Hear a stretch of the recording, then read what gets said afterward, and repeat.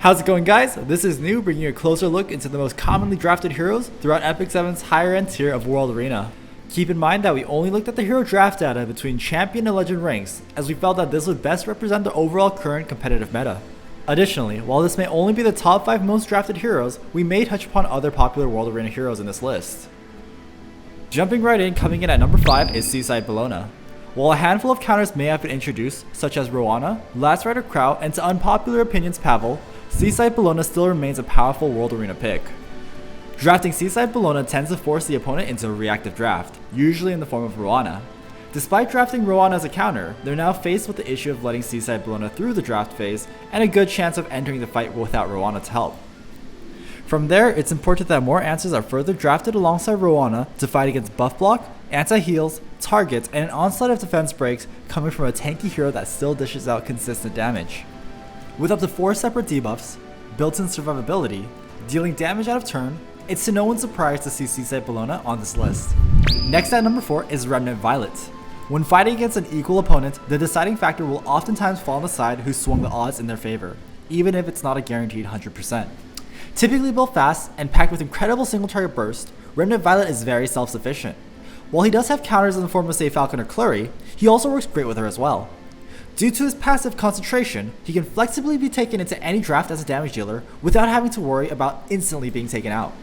Overall, Remnant Violet makes it quite difficult for any dedicated damage dealer without a form of survivability to see daylight in draft due to his sheer speed, durability, and one-shot capability. Following up after Remnant Violet as the 3rd most drafted hero in World Arena is Falcon or Flurry. With the introduction of item level 90 gear, players can build hard-hitting and fast heroes to follow up right after Falcon or Flurry's skill 3. Typically, this results in one hero from the enemy team being taken out immediately right out the gate. Paired with great turn cycling and a reliable means of setting up kills, Falcon or Flurry is an incredible flexible pick. Her only real con at the end of the day is the chance of her debuffs failing due to the 15% absolute resistance.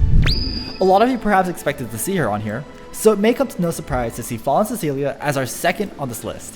When it comes to ensuring your team's survival in the role of a knight, Fallen Cecilia is undoubtedly one of the strongest picks.